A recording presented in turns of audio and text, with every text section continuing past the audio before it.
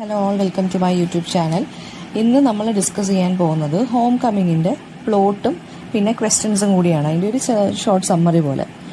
അപ്പം ഹോം കമ്മിങ്ങിൽ നമ്മൾ നേരത്തെ തന്നെ ഫസ്റ്റ് ഓഡിയോയ്ക്കകത്ത് ക്യാരക്ടേഴ്സിനെ കുറിച്ച് പരിചയപ്പെട്ടു. അവരുടെ കണക്ഷൻസും എല്ലാം നമ്മൾ നോക്കി, അവർ തമ്മിലുള്ള ഓരോ റിലേഷൻഷിപ്സ് എന്താണെന്നൊക്കെ നമ്മൾ അനലൈസ് ചെയ്തു. അപ്പം ഇനി പറയാൻ പോകുന്നതെന്ന് വെച്ചാൽ അതിൻ്റെ സ്റ്റോറിയാണ്.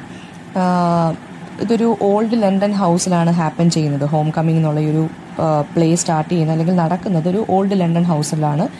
അപ്പോൾ അവിടെ ലെനി എന്നുള്ള ക്യാരക്ടറും അതുപോലെ തന്നെ നമ്മുടെ അച്ഛൻ്റെ ക്യാരക്ടറും തമ്മിൽ വഴക്കുണ്ടാവുന്നുണ്ട്. പിന്നെ അച്ഛനാണ് കാര്യങ്ങളെല്ലാം നോക്കുന്നത്, അതായത് മാക്സ് ആണ് കാര്യങ്ങളെല്ലാം നോക്കുന്നത്.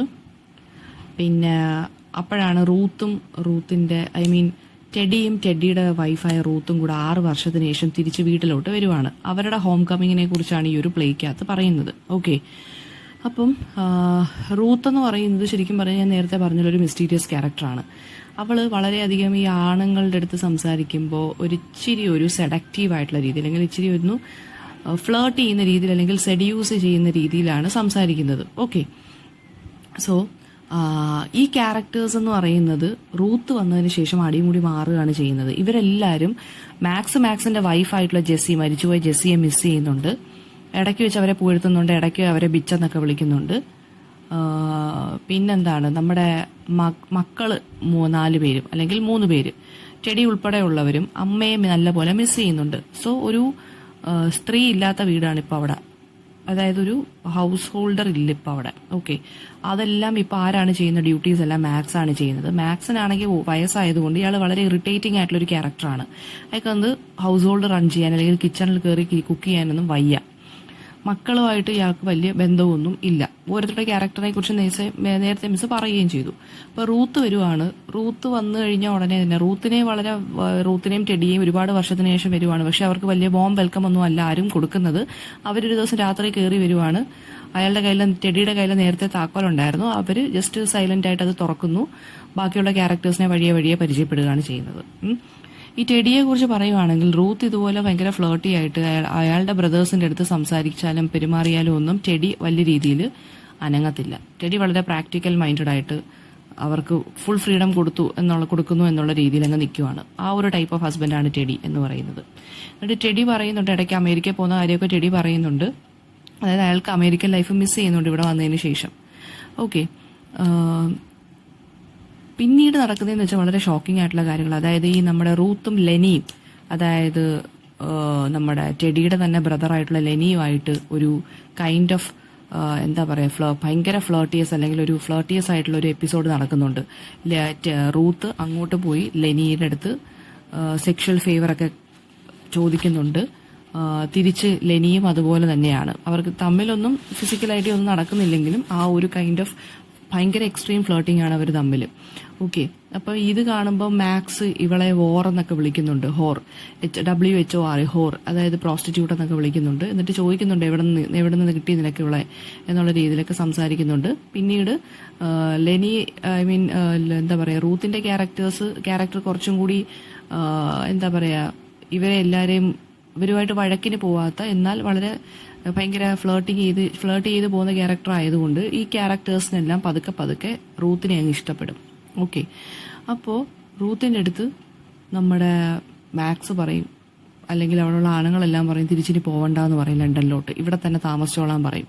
എന്നിട്ട് ഇവിടെ തന്നെ ഏതെങ്കിലും ഒരു ഫ്ലാറ്റിലോ അല്ലെങ്കിൽ ഫ്ലാറ്റിൽ പോയി പരിപാടിയൊക്കെ നടത്തി, അതായത് പ്രോസ്റ്റിറ്റ്യൂട്ട് ആയിട്ട് ഇവിടെ അങ്ങ് താമസിച്ചോളൂ, അല്ലെങ്കിൽ ഇവരുടെയൊക്കെ മദറായിട്ട് ഇവിടെ അങ്ങ് താമസിച്ചോളൂ. ആ ഒരു 2 റോളിലേക്ക് നമ്മുടെ റൂത്തിനെ ഈ ക്യാരക്ടേഴ്സ് എല്ലാം ഒരു പോയിന്റ് ഓഫ് ടൈമിൽ കൊണ്ടുവരും. ടെഡി എന്നാൽ നമ്മൾ വിചാരിക്കും ടെഡി ഇതിനെ അക്സെപ്റ്റ് ചെയ്യത്തില്ല, പറ്റത്തില്ല എന്നും പറഞ്ഞ് നിൽക്കുന്നു. പക്ഷെ ടെഡി എന്ത് ചെയ്യും, റൂത്തിനെ ഇവിടെ വിട്ടിട്ട് ടെഡിയുടെ പാട്ടിനെ നോക്കി അമേരിക്കയിൽ അങ്ങ് പോവും മക്കളുടെ കൂടെ, അതായത് മക്കളെ നോക്കണമെന്ന് പറഞ്ഞ് പോവും.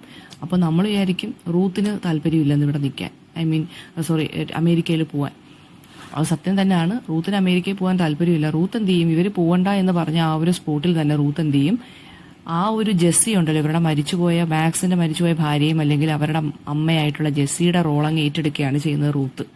അപ്പം നമുക്കറിയത്തില്ല ശരിക്കും പറഞ്ഞാൽ റൂത്ത് ഒരു പ്രോസ്റ്റിറ്റ്യൂട്ട് ആയിട്ടാണോ ബിഹേവ് ചെയ്യുന്നത് അതോ അമ്മയായിട്ടാണോ ഇവിടെ ബിഹേവ് ചെയ്യാൻ പോകുന്നതെന്ന്.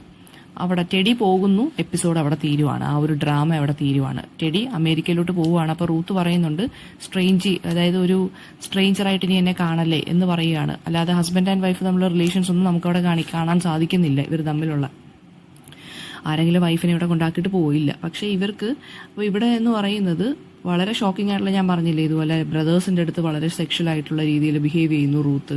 അതൊന്നും കണ്ടുവന്നിട്ടും ടെഡി ഒന്നും പറയുന്നില്ല. മാക്സിന് പക്ഷേ ഫസ്റ്റ് ദേഷ്യം വരും. മാക്സ് പിന്നീട് എന്ത് പറയും, സാരമില്ല എന്നൊക്കെ പറയുന്നുണ്ട്. ഇവർക്കും 3 മക്കളാണുള്ളത്. അപ്പം ഇവർ പറയുന്നതെന്ന് വെച്ച് കഴിഞ്ഞാൽ ജെസ്സിയും നമ്മുടെ റൂത്തും, മരിച്ചുപോയ ജെസ്സിയും നമ്മുടെ റൂത്തും തമ്മിൽ പാരലൽസ് ഉണ്ട്. ജെസ്സി ഒരു മദർലി ഫിഗർ ആയിരുന്നു, and she was also having some sort of illicit relationships with McGregor, മാക്സിന്റെ ഫ്രണ്ട്. അതേ ക്യാരക്ടർ പോലെ തന്നെയാണ് റൂത്തും. റൂത്തിനും 3 ആൺമക്കളാണുള്ളത്. റൂത്തിനും എന്താണ്, പല ആളുകളുമായിട്ടും അഫയേഴ്സ് ഉണ്ട്. അവരൊരു പ്രോസ്റ്റിറ്റ്യൂട്ട് ആയിരുന്നോ എന്ന് പോലും നമുക്ക് സംശയിക്കാം. ഒരു കോംപ്ലക്സ് ക്യാരക്ടറാണ്, പാസ്റ്റിനെ കുറിച്ചൊന്നും നമുക്ക് അറിയില്ല.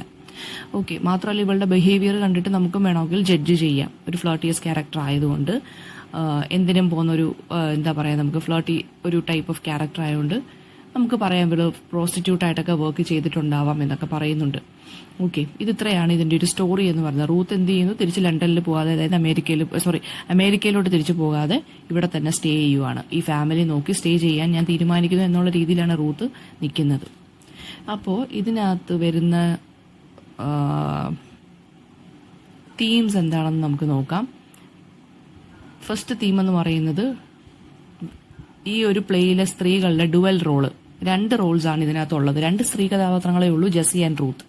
ജെസ്സിക്ക് റൂത്തും തമ്മിൽ സിമിലാരിറ്റീസ് ഞാൻ പറഞ്ഞു. 3 ബോയ്സ് മക്കളുണ്ട്, മാരീഡ് ആണ്, പക്ഷേ അന്യ ആണുങ്ങളുമായിട്ട് സെക്ഷൽ റിലേഷൻസ് ഉണ്ട്. അപ്പം ഒരു മദറിന്റെയും ഒരു പ്രോസ്റ്റിറ്റ്യൂട്ടിന്റെയും റോളാണ് ഈ 2 ക്യാരക്ടേഴ്സ് ഫുൾഫിൽ ചെയ്യുന്നത്, അല്ലേ? അപ്പം മദറിന്റെ ക്യാരക്ടർ എന്ന് പറയുന്നത് ജെസ്സി പറയുവാണ്. ജെസ്സി എന്ന് പറയുന്നതാണ് ആ ഒരു കുടുംബത്തിന്റെ ഒരു ഫൗണ്ടേഷൻ എന്ന് പറയാൻ പറ്റിയിരുന്ന ഒരു ക്യാരക്ടറായിരുന്നു. പക്ഷെ ജെസ്സി മരിച്ചതിന് ശേഷം എന്തുപറ്റി, മാക്സിന്റെ ആ മക്കളും തമ്മിൽ പ്രശ്നത്തിലായി. ഓക്കെ, അപ്പം ഓരോ ക്യാരക്ടേഴ്സും അമ്മയെക്കുറിച്ച് ആലോചിക്കുന്നുണ്ട്. പക്ഷെ ഓരോ ക്യാരക്ടേഴ്സും അമ്മയെക്കുറിച്ച് പറയുന്ന രീതി വേറെയാണ്. മാക്സ് ജെസ്സിയെക്കുറിച്ച്, അതായത് വൈഫിനെ കുറിച്ച് പറയുന്നതെന്ന് വെച്ചാൽ നല്ലവളായിട്ടും പന്ന സ്ത്രീയായിട്ടും കാണുന്നുണ്ട്. സാമിനറിയാം ജെസ്സിക്ക് വേറൊരാളുമായിട്ട് ബന്ധം ഉണ്ടായിരുന്നെന്ന്, മാക്സിന്റെ തന്നെ അടുത്ത സുഹൃത്തായിട്ടുള്ള മാക്ഗ്രിഗറുമായിട്ട്. അതിനെക്കുറിച്ചൊക്കെ ഇവിടെ പറയുന്നുണ്ട് ഓപ്പൺ ആയിട്ട്. പക്ഷെ എല്ലാ ക്യാരക്ടേഴ്സും ഈ സെക്ഷൽ ക്യാരക്ടേഴ്സ് ഇത് കാര്യങ്ങൾ വരുമ്പോൾ ഇൻഡിഫറന്റ് ആയിട്ടാണ് കേൾക്കുന്നത്. ഓക്കെ, പിന്നെ റൂത്ത് എന്ന് പറയുന്നത് ഇതുപോലെ മദറുണ്ട് പ്രോസ്റ്റിറ്റ്യൂട്ട് ആയിട്ടുള്ള 2 ഐഡന്റിറ്റിയാണ് റൂത്തിനും ഉള്ളത്. ഓക്കെ, ലെനിയുടെ അടുത്തും ജോയുടെ അടുത്തും റൂത്ത് സെക്ഷൽ അഡ്വാൻസസ് നടത്തുന്നുണ്ട്. ഒരു പ്രോസ്റ്റിറ്റ്യൂട്ട് ആണെന്ന് പോലും നമുക്ക് മോറൽ ക്യാരക്ടർ എന്ന് പറയാൻ പറ്റത്തില്ല. പക്ഷെ ഒരു അട്രാക്റ്റീവ് ആയിട്ടുള്ള ഒരു സ്ത്രീ കഥാപാത്രമാണ് റൂത്ത് എന്ന് പറയുന്നത്. റൂത്ത് പിന്നെ ലെനിയുടെ അടുത്ത് പറയുന്നുണ്ട്, ഞാനൊരു മോഡലായിട്ട് വർക്ക് ചെയ്തിട്ടുണ്ട്.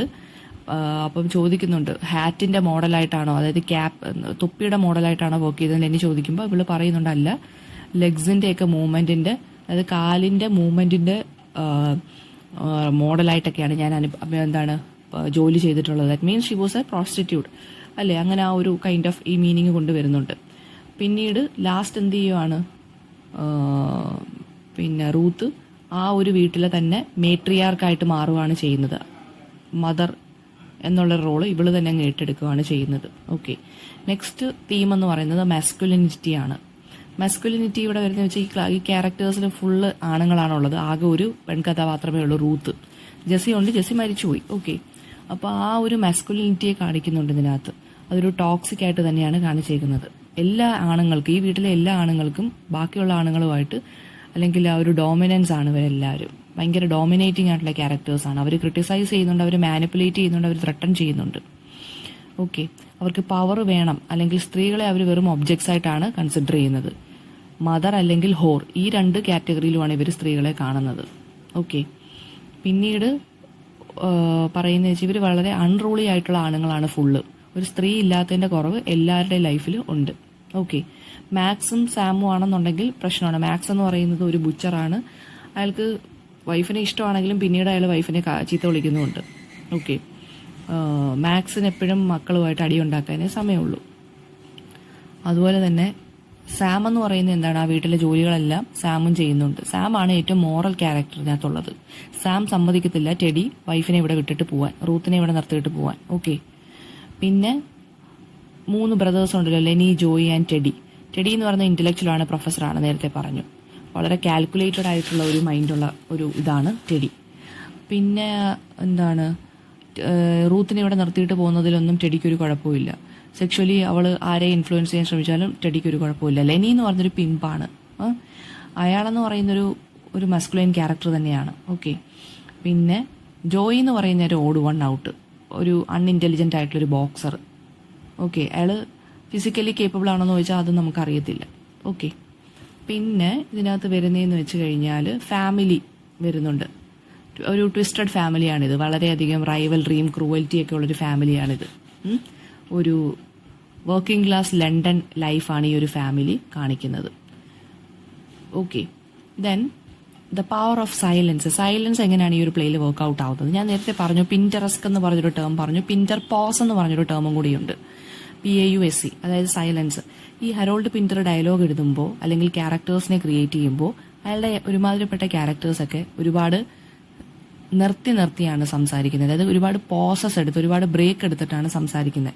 അയാൾ ആ പോസസിനെ എന്തിനാണ് കാണിക്കുന്നത്? ഈ ക്യാരക്ടേഴ്സ് എല്ലാം ഹെസിറ്റന്റ് ആണ്, എന്തോ പറയാൻ ഉദ്ദേശിക്കുന്നു, പക്ഷെ ഇൻകംപ്ലീറ്റ് ആയിട്ടുള്ള ഡയലോഗ്സ് ആണ് ഇയാൾ എഴുതുന്ന ഫുള്ള്.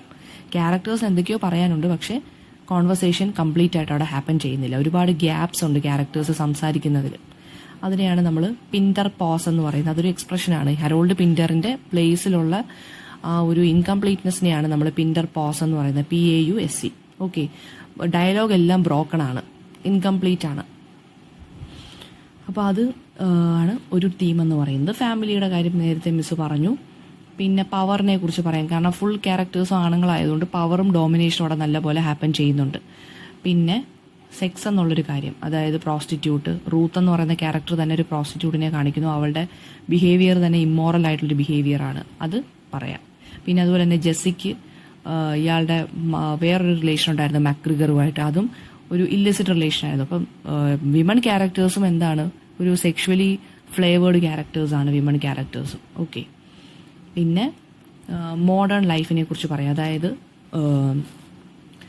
ഒരു മോഡേൺ ലൈഫ്, അതായത് ഒരു പോസ്റ്റ് മോഡേൺ ലൈഫിനെ കുറിച്ചാണ് ഇതിനകത്ത് കാണിക്കുന്നത്. ആഫ്റ്റർ വേൾഡ് വാർ II ഒരു ഫാമിലീസിനെ എങ്ങനെ ബാധിച്ചോ ആ ഒരു കറക്റ്റ് ഒരു ഫാമിലിയാണ് ഇവിടെ കാണിച്ചേക്കുന്നത്. കൺവെൻഷണൽ ആയിട്ടുള്ളൊരു ഫാമിലി ലൈഫ് അല്ല ഇവിടെ ഈ ഒരു ഫാമിലിക്കുള്ളത്, അല്ലേ? ഷോക്കിംഗ് ആയിട്ടുള്ള പല കാര്യങ്ങളും ഇതിനകത്ത് നടക്കുന്നുണ്ട്. സോ ഒരു ക്ലീൻ ഫാമിലിയാണെന്ന് നമുക്ക് പറയാൻ സാധിക്കത്തില്ല. ഒരു മെറ്റീരിയലിസ്റ്റിക് ആയിട്ടുള്ള ഫാമിലിയാണ്, പവറിനും ഡോമിനേഷനും വേണ്ടി നിൽക്കുന്നൊരു ഫാമിലിയാണ്. ഓക്കെ. അതാണ് ഇതിനകത്ത് ഇത്രയും വരുന്ന തീംസ് എന്ന് പറയുന്നത്. പിന്നെ നമുക്ക് ക്യാരക്ടേഴ്സ് ഞാൻ പറഞ്ഞു. ഇനി നമുക്ക് ഇതെങ്ങനെ ഒരു അബ്സേർഡ് പ്ലേ ആയി മാറുന്നു ഈ ഒരു പ്ലേ എന്ന് പറയുന്നത്. അപ്പോൾ അതെന്ന് പറയുന്നത് ഏറ്റവും ഇമ്പോർട്ടൻ്റ് ആണ്. അത് 15 മാർക്ക് ക്വസ്റ്റ്യൻ തന്നെയാണ്. അത് പഠിച്ചു കഴിഞ്ഞാൽ നമുക്ക് വൃത്തിക്കുകയാണെങ്കിൽ ഈ സ്റ്റോറി അറിഞ്ഞിരുന്നാൽ മതി. സോ ഈ ഒരു ഹോം കമ്മിങ് എന്ന് പറയുന്നത് ഒരു അബ്സേർഡ് പ്ലേ ആണ്. അബ്സേർഡ് എന്താണെന്ന് ആദ്യമേ പറയുക. ആരാണ് അബ്സേർഡ് എന്നുള്ള ടേം കോയിൻ ചെയ്തതെന്ന് പറയുക. ആൽബർട്ട് ക്യാമുവിന്റെ കാര്യം പറയുക. വാട്ട് ഈസ് അബ്സേർഡിസം, എന്താണ് അബ്സേർഡിസം എന്ന് പറയുക. തിയേറ്റർ ഓഫ് അബ്സേർഡിനെ കുറിച്ച് പറയുക. ആരൊക്കെയാണ് ഡ്രാമാസ് ഇതുപോലെ എഴുതിയിട്ടുള്ളത്. സാമുവൽ ബെക്കറ്റിനെ കുറിച്ച് പറയുക. നേരത്തെ പറഞ്ഞു തന്നു, സെക്കൻഡ് വേൾഡ് വാറിന് ശേഷമാണ് തിയേറ്റർ ഓഫ് അബ്സേർഡ് എന്നുള്ള ഒരു കോൺസെപ്റ്റ് വരുന്നത്. ഈ വയലൻസ് കൊണ്ട് ആളുകൾ, അതായത് ഈ വേൾഡ് വാറിലെ വയലൻസ് കണ്ട് ഫിലോസഫേഴ്സും റൈറ്റേഴ്സും ഹ്യൂമൻ എക്സിസ്റ്റൻസിനെ ചോദ്യം ചെയ്യാൻ തുടങ്ങി. എന്തിനാണ് ഹ്യൂമൻ ലൈഫ് എന്ന് ചോദിക്കാൻ തുടങ്ങി. What is A meaning of human life എന്ന് ചോദിക്കാൻ തുടങ്ങി. What is A purpose of human life. And നമ്മുടെ ലൈഫിനൊന്നും മീനിങ് ഒന്നും ഇല്ലാന്ന് അബ്സേർഡിസ്റ്റ് ഈ പ്ലേ റൈറ്റ്സ് എഴുതാൻ തുടങ്ങി. അവരതിനെ വെച്ചിട്ട് പ്ലേസ് അല്ലെങ്കിൽ ഡ്രാമാസ് ഉണ്ടാക്കാൻ തുടങ്ങി. ആ ഡ്രാമാസ് എല്ലാം ലിമിറ്റഡ് സ്പേസിൽ അല്ലെങ്കിൽ ഒരു സിംഗിൾ റൂമിൽ നടക്കുന്ന ഡ്രാമാസാണ് ഇതെല്ലാം. ലാർജർ കോണ്ടെക്സ്റ്റ് ഒന്നുമില്ല. ഓക്കെ. ഒരു ലോജിക്കൽ പ്ലോട്ട് കാണത്തില്ല, ഒരു ഓർഡർ കാണത്തില്ല. ക്യാരക്ടേഴ്സ് തമ്മിലുള്ള ഇന്ററാക്ഷൻസ് എന്ന് പറയുന്നത് വളരെയധികം ഇൻകംപ്ലീറ്റ് ആയിട്ടുള്ള ഇന്ററാക്ഷൻസ് ആയിരിക്കും. ഒരു റിഡിക്കുലസ് ആയിട്ടുള്ള രീതിയിലായിരിക്കും എഴുതിയേക്കുന്നത്. ഓക്കെ. മീനിങ് ഫുൾ ആയിട്ടുള്ള ഒരു കോൺവെർസേഷനും ക്യാരക്ടേഴ്സ് തമ്മിൽ കാണില്ല, ഞാൻ നേരത്തെ പറഞ്ഞ പോലെ.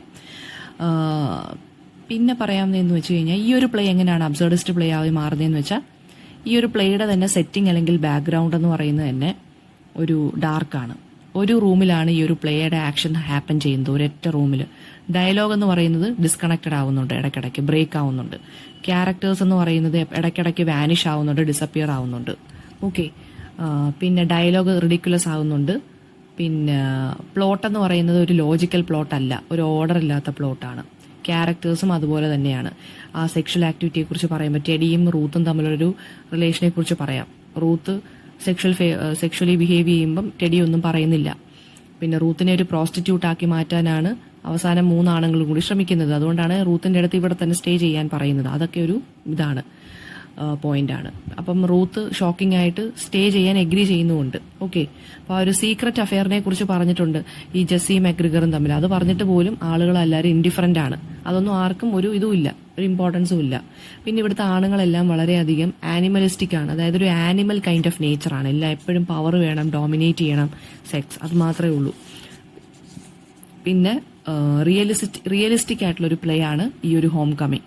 റിയലിസ്റ്റിക് ആയിട്ട് ഒരു വർക്കിംഗ് ക്ലാസ് ഹോമിനെ കാണിച്ചേക്കുവാണ്. ഓക്കെ, ദെൻ അൺറിയലിസ്റ്റിക് ആയിട്ടുള്ള ഇന്ററാക്ഷൻസ് ഒക്കെ ഒരുമാതിരി അൺറിയലിസ്റ്റിക് ആണ്. ഇത്രയേ ഉള്ളൂ. ഇത്രയും കാര്യങ്ങൾ പറഞ്ഞാൽ മതി. ഇത്രയും ഫീച്ചേഴ്സ് വേണം പറയാൻ. സോ മറന്നു പോരുത് ഈ ഒരു കാര്യം പഠിക്കാൻ വേണ്ടി. പിന്നെ എല്ലാവരുടെയും ക്യാരക്ടർ സ്കെച്ച് പഠിച്ചു വെക്കുക, ഞാൻ നേരത്തെ പറഞ്ഞു തന്നിട്ടുണ്ട്. പിന്നെ അല്ലാതുള്ള കുറച്ച് ക്വസ്റ്റ്യൻസ് എന്ന് പറയുമ്പോൾ significance of the title home coming. ആരാണ് ഹോം കമ്മിങ് വരുന്നത്? റൂത്തും ടെഡിയും തിരിച്ച് നാട്ടിലോട്ട് വരുവാണ് 6 വർഷത്തിന് ശേഷം. പിന്നീട് അവിടെ എന്തൊക്കെ നടക്കുന്നു അതാണ് ഇവിടെ പറയുന്നത്. ഓക്കെ, ടെഡിയെ അവസാനം എന്ത് ചെയ്യുന്നു? റൂത്ത് അവസാനം ഈ ഒരു ഫാമിലി കൈയടക്കുകയും പൊസസ് ചെയ്യുകയും ടെഡി അവസാനം തിരിച്ച് അമേരിക്കയിലൂടെ പോവുകയാണ് ചെയ്യുന്നത്. അതാണ് ഇവിടെ നടക്കുന്നത്. പിന്നെ absence of women in the house, അതായത് ഒരു സ്ത്രീ ഇല്ലാത്തതിന്റെ എല്ലാ കുറവുകളും ഈ ഒരു ഫാമിലിയിലുണ്ട്. അതെങ്ങനെ വരുന്നെന്ന് ചോദിച്ചാൽ ജെസ്സിയുടെ മരണവും റൂത്തിന്റെ ആ ഒരു എൻട്രിയും അതുകൂടെ പറഞ്ഞാൽ മതി. പിന്നെ എല്ലാവരുടെയും ക്യാരക്ടർ സ്കെച്ച് നോക്കി വെക്കുക. അപ്പം സാം എന്ന് പറയുന്ന ആരാണ്? 63-year-old ഡ്രൈവറാണ്, മാക്സിന്റെ ബ്രദറാണ്, മോറൽ ക്യാരക്ടറാണ്. ഇയാള് എന്ന് പറയുന്നത് പിന്നെ സീക്രട്ട് ഇയാൾക്കറിയാം. ഏതാണ്? മാക്സിന്റെ വൈഫായ ജെസ്സിയുടെയും മക്ഗ്രിഗറിന്റെയും സെക്ഷൽ സീക്രട്ട് ഇയാൾക്കറിയാം. ഇയാൾ അവസാനം തുറന്നു പറയുന്നുണ്ട്. പക്ഷെ എന്നിട്ട് ഇയാൾ കൊളാപ്സ് ചെയ്ത് വീടാണ് ഈ ഒരു സത്യം പുറത്ത് പറയുമ്പോൾ. പിന്നെ ഇയാൾ മാത്രമേ ഉള്ളൂ റൂത്തിന്റെ അടുത്ത് ഇവിടെ നിൽക്കരുതെന്ന് പറയുന്നത്. മാക്സ് എന്ന് പറയുന്ന ഒരു ഒരു അഗ്രസീവ് ആയിട്ടുള്ള ഒരു ഓൾഡ് മാൻ ആണ്. 70 years old ആണ്. വൈഫിന്റെ ഡെത്തിന് ശേഷം ഇയാളാണ് ഹൗസ് ഹോൾഡ് നോക്കുന്നത്. 3 മക്കളാണുള്ളത്. പിന്നെ ടഫ് ആൻഡ് മാസ്കുലിൻ ആണ് ഇയാൾ. ഒരു ബുച്ചറാണ് ഇയാൾ. പിന്നെ ഓൾഡ് ആണെന്ന് ഇയാൾക്ക് അക്സെപ്റ്റ് ചെയ്യാൻ വളരെ ബുദ്ധിമുട്ടാണ്. ഓക്കെ, പിന്നെ ജെസ്സിയെ കുറിച്ച് പുകഴ്ത്തിയും പറയുന്നുണ്ട്, ഇകഴ്ത്തിയും പറയുന്നുണ്ട്. റൂത്തിനെയും ആദ്യമേ ചീത്ത വിളിക്കുന്നുണ്ട്, പിന്നീട് റൂത്തിനെ ഇയാൾ അക്സെപ്റ്റ് ചെയ്യുന്നുണ്ട്. വളരെയധികം പേട്രിയാർക്കിയെ റെപ്രസെന്റ് ചെയ്യുന്നൊരു ക്യാരക്ടറാണ് ഇയാൾ. ഓക്കെ, എല്ലാ സ്ത്രീകളെയും ഹോർസ് എന്നാണ്, അതായത് പ്രോസ്റ്റിറ്റ്യൂട്ട്സ് എന്നാണ് ഇയാൾ വിളിക്കുന്നത്. പിന്നീട് റൂത്തിന്റെ അടുത്ത് ഇയാൾ ഫാമിലിയിൽ സ്റ്റേ ചെയ്യാനൊക്കെ പറയുന്നുണ്ട്. ഓക്കെ, റൂത്ത് എന്ന് പറയുന്നത് ഒരു കോംപ്ലക്സ് ക്യാരക്ടറാണ്. ടെഡിയുടെ വൈഫാണ്. ഒരു വൈഫ് അല്ലെങ്കിൽ മദർ അല്ലെങ്കിൽ ഒരു പ്രോസ്റ്റിറ്റ്യൂട്ടിന്റെ ഡ്യൂട്ടിയാണ് അവൾ ഇവിടെ പ്ലേ ചെയ്യുന്നത്. ഓക്കെ, 3 ക്യാരക്ടേഴ്സ് ഉണ്ടെന്ന് പറയാം, 3 ഐഡന്റിറ്റീസ്. പിന്നെ ഇവരെ എല്ലാവരും നിലയ്ക്ക് നിർത്തുന്ന ആരാണ്? അവസാനം റൂത്താണ്. റൂത്തിന് 3 മക്കളാണുള്ളത്. പിന്നെ റൂത്ത് ലാസ്റ്റ് ഒരു സെക്ഷൽ ഒബ്ജക്റ്റ് ആയിട്ടും ഒരു മദറായിട്ടും ഒക്കെ മാറുന്നുണ്ട്. ഓക്കെ, ടെഡിയുടെ ഫാമിലി പിന്നീട് റൂത്തിന്റെ അടുത്ത് പോകണ്ടെന്ന് പറയുന്നു. റൂത്ത് അവസാനം ഈ ഒരു ഫാമിലി അങ്ങ് ടേക്ക് ഓവർ ചെയ്യുകയാണ്. ടെഡി എൽഡസ്റ്റ് സണ്ണാണ്. 6 വർഷമായിട്ട് അമേരിക്കയിലാണ്. പ്രൊഫസറാണ്, ഫിലോസഫി പ്രൊഫസർ. റൂത്തിനെയും കൊണ്ട് ഇവിടെ വരുന്നു. റൂത്തിന്റെ സെക്ഷൽ അഡ്വാൻസ് ഒന്നും ടെഡിക്ക് ഒരു പ്രശ്നമില്ല. ഇയാൾ വളരെ പ്രോഗ്രസീവ് ആൻഡ് പ്രാക്ടിക്കലാണ്, ലോജിക്കലാണ്, വളരെ കാൽക്കുലേറ്റഡ് ആണ്. പിന്നെ ഒരു എന്താണ്, ഇയാളുടെ ബ്രദേഴ്സിന്റെ കണക്ക് ദേഷ്യമോ ഫ്രസ്ട്രേഷനോ ഒന്നും ഇയാൾക്കില്ല. ഓക്കെ, റൂത്തിനെ ഇവിടെ നിർത്താൻ പറയുമ്പോൾ അയാൾ തിരിച്ചെന്ത് ചെയ്യാണ്? പോവുകയാണ് ചെയ്യുന്നത്. വില്ലിങ്നെസ് പോവുകയാണ്, അയാൾ വില്ലിങ് ആണ് തിരിച്ചു പോകാൻ വേണ്ടി. ഓക്കെ, പിന്നെ പിന്നെ ഫാമിലിയോ ഈ ആണുങ്ങളെ കുറിച്ചും വേണമെന്നുണ്ടെങ്കിൽ ക്വസ്റ്റ്യൻ ചോദിക്കാം. പിന്നീട് ഒരു കാര്യം എന്ന് പറയുന്നത് മോസ്റ്റ് ഓഫ് ദ ക്യാരക്ടേഴ്സ് എന്ന് പറയുന്നത് എല്ലാം ഈ ഒരു പ്ലേക്കകത്ത് പറയുന്നത് ഹ്യൂമൻ സഫറിങ്ങിനെ കുറിച്ചാണ്. അതായത് സെക്സ്, പവർ, ഡോമിനേഷൻ, ഈ 3 കാര്യങ്ങളാണ് ഇതിനകത്ത് ഫുൾ പറയുന്നത്. പിന്നെ ആനിമൽ ഇമ്പൾസസ് ഉള്ള ക്യാരക്ടേഴ്സാണ് ഫുൾ. അതായത് ഒരു മോറൽ ക്യാരക്ടേഴ്സ് അല്ല, എല്ലാവരും ഭയങ്കര ഒരുമാതിരി കടിച്ചു കയറി തിന്നാൻ വരുന്ന ടൈപ്പ് ഓഫ് ആനിമൽ ഇമ്പൾസസ് ഉള്ള ക്യാരക്ടേഴ്സാണ് എല്ലാവരും. ഓക്കെ, സോ ഇത് ഇത്രയാണ് ഇതിനകത്ത് വരുന്നത്. പിന്നെ എന്തെങ്കിലും ഡൗട്ട് ഉണ്ടെങ്കിൽ അപ്പോൾ കമൻറ്റ് ബോക്സിൽ ഇടുക. Thank you all.